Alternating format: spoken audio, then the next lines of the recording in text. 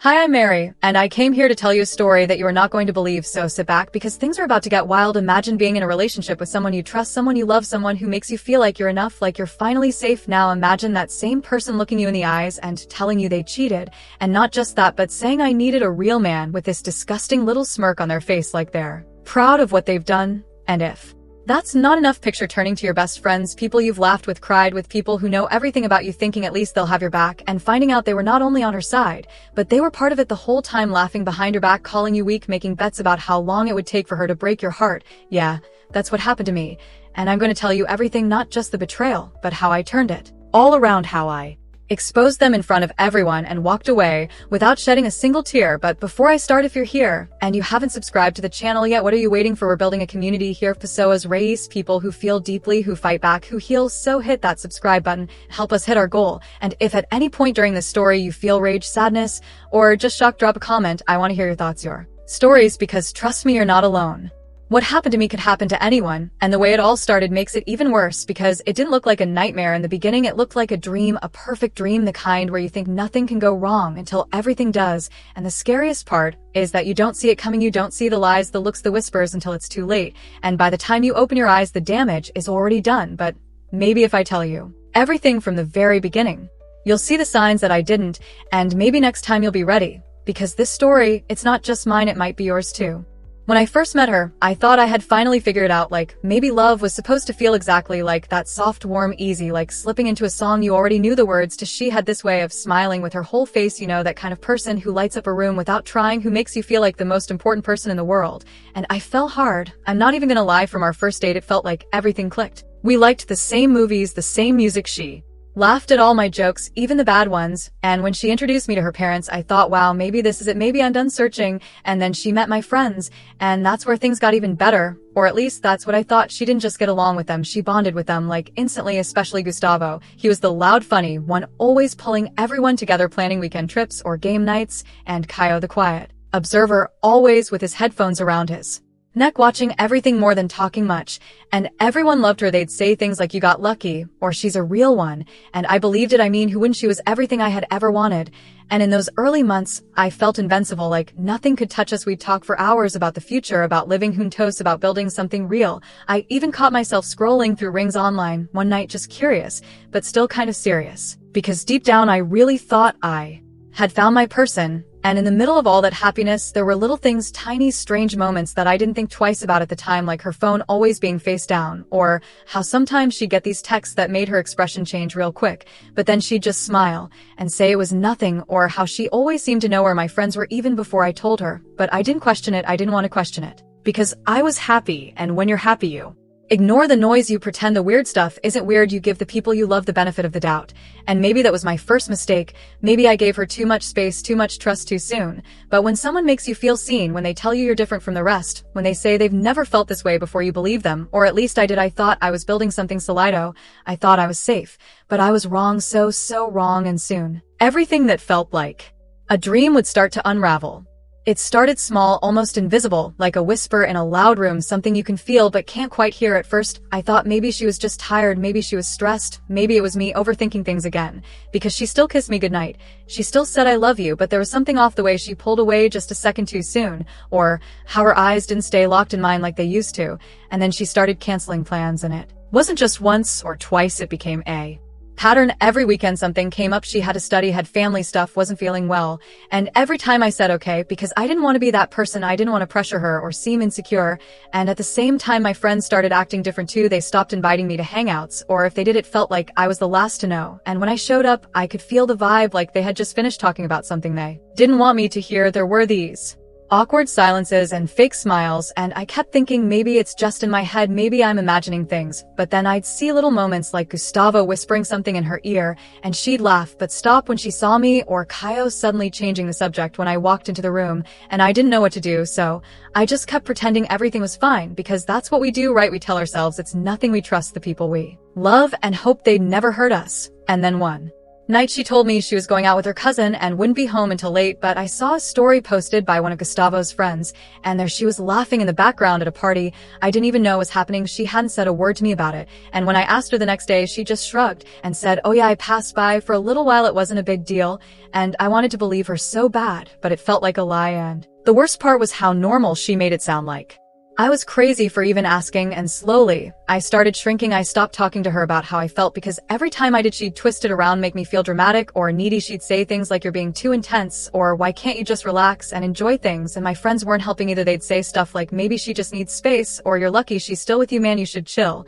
And that hurt more than I thought it would because I always had their back. I was always the one defending them when they were going through stuff, and now that it was me, no one was listening, no one cared, and I felt so alone, like I was disappearing inside a relationship that was supposed to be my safe place. And I kept thinking, if I just try harder, if I just give her more love, more patience, more time, maybe she'll come back to me, maybe everything will go back to how it used to be. But it didn't. It just kept getting worse, and the more I tried, the colder she got, and the colder she got, the more distant my friends became, and I started wondering if maybe I was the problem, maybe I wasn't enough, maybe I never was, and that thought, it ate away at me day after day until the night she looked at me with those empty eyes and told me something that shattered everything, and once she said it, nothing would ever be the same again. She came over late that night, said she needed to talk, and I could tell by the way she stood at the door that it wasn't going to be just another excuse or another half-lie. She didn't even sit down, she just stood there, arms crossed, eyes cold, like she had rehearsed this moment 1,000 times, and when she finally spoke, her voice was calm, too calm, like this was just business, like I was a stranger she owed nothing to, and she said, "I cheated on you," and then she waited, not saying anything else. Like that sentence was enough to destroy me, and maybe it was, but I stayed quiet. I think my brain was still trying to catch up, trying to convince myself I didn't hear what I just heard. And then she added, "You wanna know why I did it? Because I needed a real man." And when she said that, she smiled, this smug, condescending smile, like she had won some kind of game, and I felt something inside me break. I didn't even know what to say. My heart was racing, my hands were shaking, but my mouth wouldn't move. I just stared at her, and she stared back like she was proud, like she had all the power now. And I finally asked, "With who?" And she rolled her eyes like it didn't matter and said, "Don't do this, it's over. What difference does it make now?" And that's when I knew it had to be someone I knew, someone close, because if it was a stranger she would have said it, but she was hiding something or protecting someone, or maybe both. And I said again, "Tell me who?" And she just looked away and said, "Trust me, it's better if you don't know," and walked toward the door. Like that was it, like she was just gonna drop this bomb and leave me standing there. And before she left, she turned around and said, "Maybe now you'll finally grow up and take a look at yourself," and then she was gone. And I just stood there staring at the door, trying to make sense of anything, of everything, of the last 2 years of my life. And all I could think was, who did she sleep with? Who was the real man she chose over me? And that question, it wouldn't let me sleep. It followed me every second of the day, because I knew in my gut, I knew it wasn't just a random guy, it was someone close, someone I trusted, someone who smiled in my face while stabbing me in the back. And I started replaying everything, every conversation, every look, every laugh, trying to find the crack, the clue, the moment it all started. And I realized this wasn't just a breakup, this was a betrayal, and not just from her. And that was the part that hurt the most, because if she could do this, if she could lie to my face, so could they. And suddenly, I wasn't just angry, I was determined to find out the truth, no matter how much it hurt. I couldn't sleep after that night. Every time I closed my eyes, I saw her face saying those words, "I needed a real man," like I wasn't enough, like everything we had meant nothing. And worse, I couldn't stop thinking about who it was, who she had chosen over me, who was laughing behind my back while I was still holding on to love. So I started digging. I went through old photos, stories, posts, anything I could find. And that's when I saw it was a story posted by one of Gustavo's friends just a few weeks before, and in the background there they were, my girlfriend and Gustavo holding hands. It wasn't obvious like in your face, but I recognized that grip, that kind of body language, the way she used to hold on to me, and suddenly it all made sense. The late night texts, the inside jokes, the moments when they would exchange looks, and I thought I was imagining things I wasn't. I was being played. And the worst part, they were so good at it, so confident, so casual. They knew I wouldn't question it because I trusted them both. I trusted them with everything, and I felt this rage building up inside me, the kind that makes your hands go cold, the kind that makes you feel like you're not even inside your body anymore. And I sent Gustavo a message, simple, just said, "We need to talk," and he replied, "Sure man, come by tomorrow," like nothing had happened, like we were still friends. So I didn't say anything at first. I just looked at him, trying to find guilt or shame, but there was none. And then I asked, "Were you with her, and he laughed, not a nervous laugh, not a guilty one, a proud, arrogant laugh. And he said, man, if you couldn't keep her, that's on you. She needed someone with backbone, and I just stood there frozen. And he kept going, said, you're a nice guy, Mary, but nice doesn't cut it. And that's when I knew it wasn't just a moment, it wasn't just a mistake, it was planned. He wanted this, he wanted to take her from me, and make me feel small. And when I left, I felt like I was falling, like the ground had disappeared under my feet, and then my phone buzzed. It was Kaio. He had seen me go into Gustavo's place and texted saying, can we talk? So we met up at a cafe, and he looked nervous, kept glancing around, and then he said, I didn't know how to tell you before, but there's this group chat, we're not all in it, but Gustavo and a few others are, and you're not gonna like what's in there. And I said, show me, and he did. He showed me everything, screenshots of messages, videos, voice notes, them talking about me like I was a joke, making bets about when she would cheat, sending laughing emojis every time I posted a photo with her, like I was the punchline of some twisted game. And I felt sick, like physically sick, because these were the people I called my friends, these were the guys I defended, stood by, lent money to, shared my secrets with, and they were laughing at me the whole time. And the worst part was Kaio had seen it happening for weeks and didn't say anything, and I asked him why, and he said, because I was scared, because I didn't want them to turn on me too. And I understood that fear, I did, but it still hurt, because silence is betrayal too. And in that moment, something shifted inside me. I wasn't going to cry, I wasn't going to break, I was going to do something. And not just for me, but for anyone who's ever been humiliated, lied to, made to feel worthless by the people they trusted most. So I came up with a plan, and it wasn't about revenge. It was about truth, about making sure they couldn't hide anymore. About pulling off their masks in front of everyone. Because if they were going to treat me like a fool, I was going to make sure the world saw who the real fools were. I didn't sleep that night either, but this time it wasn't because I was broken, it was because I was ready. I was calm, too calm, like the kind of quiet before a storm, like something inside me had stopped shaking and turned into steel. I went through every screenshot, every voice message, every photo, and I organized them all, put them in folders labeled by date, by person, by context. I even recorded a voiceover explaining each one just in case they try to twist the story later. And then I saved everything on a pen drive and stared at it for a long time, just held it in my hand like it was some kind of weapon, and maybe it was, maybe not the kind that hurts your body, but the kind that destroys your lives. And then I waited for the right moment.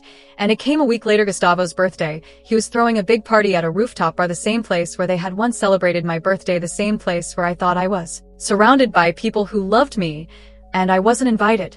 Obviously, but Kaio told me where and what time and said, if you're gonna do it right. And I just nodded and said I will. And the night of the party, I didn't dress to impress, I dressed like me, plain shirt, black jeans, no mask, no act, no pretending. And when I got there, music was blasting, people were dancing, drinking, laughing, and I walked straight past the security because they recognized me, and I guess they thought I was on the list, and no one stopped me, not even Gustavo. He looked at me from across the crowd and raised an eyebrow, probably thinking I was there to beg or cry or whatever, but I didn't walk up to him. I walked up to the DJ, told him I needed 1 minute, and handed him the pendrive, told him exactly which file to play. And when the beat dropped, I stepped into the center of the room and took the mic and said, hey, sorry to interrupt, but I think you all deserve to know who you're really celebrating tonight. And then the screen behind the DJ lit up with the first screenshots. Messages of Gustavo mocking me, bets about my relationship, jokes about how long it would take to break me, and the room went silent, completely silent, except for the sound of my voice reading their words out loud. And then came the videos of them with her behind my back, laughing, bragging, even one of them saying, bro, I bet he still thinks she's loyal. And I watched their faces shift, some in shock, some in guilt, some in rage, but no one said a word, not even her. She was standing near the bar, frozen like she had seen a ghost. And when it ended, I just put the mic down, looked around, and said, now you know. And then I walked out, no screaming, no crying, just silence, and the sound of people finally seeing the truth.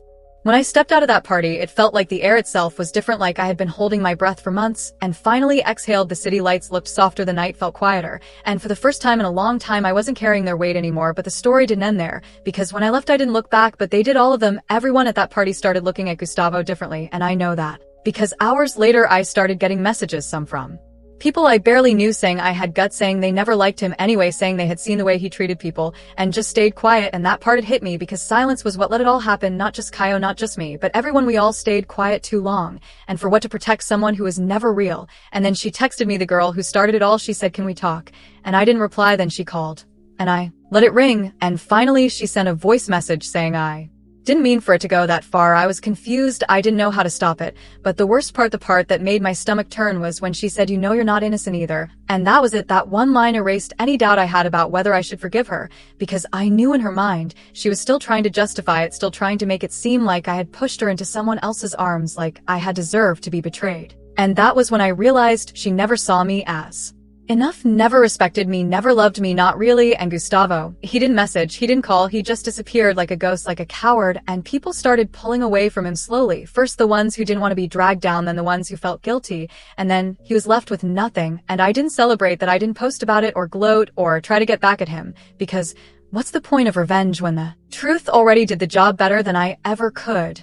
And then came the last part, the moment I didn't expect. Kaio asked to meet again, said he had to get something off his chest, and when we met, he looked different, tired, older, almost like carrying the guilt had changed him, and he said, I should have told you from the beginning. I saw everything I knew from the start, but I froze. I was scared of being next, of losing the group, of being alone, and I wanted to be mad, I wanted to yell, but I couldn't because I knew how that fear worked. I knew what it did to people, and I just said I know, and that was enough.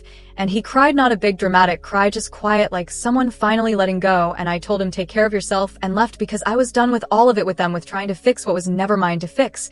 And as I walked away, I felt something I hadn't felt in so long, peace. Days passed after everything happened, and the silence that followed was deafening. No one reached out, not really. At least she tried sending messages, text calls, but I didn't answer. I wasn't ready to hear apologies that sounded hollow and fake, like words rehearsed for damage control. I thought about what had been lost, all the time, all the trust, the friendship, the love, and I realized something that maybe was the hardest part of all, that no matter what happened, no matter who betrayed who or why, I was the one who had to pick up the pieces and start over alone, and that was scary but also freeing, because I knew I couldn't let anyone else's actions define me or my worth, and I decided then that I wasn't going to be anyone's second choice anymore, not from her, not from those so-called friends. And the strangest thing was Kaio. He reached out again, after a while, this time with no excuses, no secrets, just wanting to talk honestly, and I wasn't sure if I could trust him, but I listened, and he told me how scared he had been, how much guilt he carried, how he wished he had been braver, and maybe that's the beginning of something new, maybe forgiveness, or at least peace. But I know one thing for sure, I'm done with people who don't see me as enough or treat me like a joke, because I deserve better. And if you're watching this, and you've ever felt like you were not enough, or like the people around you turned their backs, just remember you're not alone, and it's okay to walk away from what hurts you too. Protect yourself, to choose you, and that's why I'm sharing my story, because maybe it will help someone else find the strength to do the same. So, if you stayed till the end, thank you from the bottom of my heart. Please don't forget to like the video, subscribe to the channel, and check out the next video that's appearing on your screen right now. It's another story about real people, real struggles, and real victories. And until next time, take care of yourself, and remember you are enough. Thank you so much for watching my story all the way to the end. It means more than you know. I hope by sharing what happened to me you felt less alone, or maybe found the courage to face your own struggles. If you like this video, please hit the like button. It really helps the channel grow. And if you haven't already subscribed, now join our community where we support each other, share stories, and learn from one another. Also, don't forget to check out the video that's popping up on your screen right now. It's another story just as real and raw as this one, and I promise you won't want to miss it. Leave a comment down below, let me know what you think. Or if you have a similar story, I want to hear from you. Your voice matters here, and together we can make a difference. Thanks again, and I'll see you in the next video. Take care.